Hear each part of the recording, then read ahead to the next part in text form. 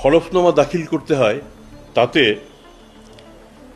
সাবেক প্রধানমন্ত্রী শেখ হাসিনা তার নিজ নামে অর্জিত সম্পদের পরিমাণ 6.50 একর বলে ঘোষণা করেন।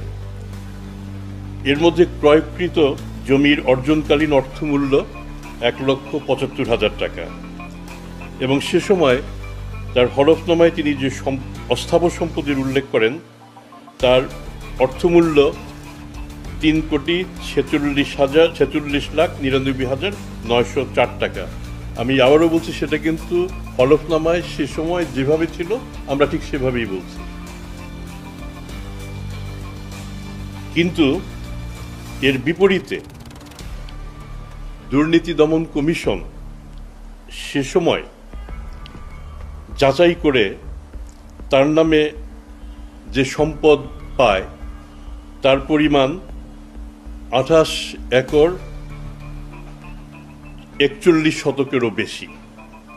এটা হচ্ছে স্থাবর সম্পত্তি এবং সেই সময় তার ক্রয়কৃত স্থাবর সম্পত্তি কিংবা জমির মূল্য দাঁড়ায় 33,66,010 টাকা। ফলে হলফনামায়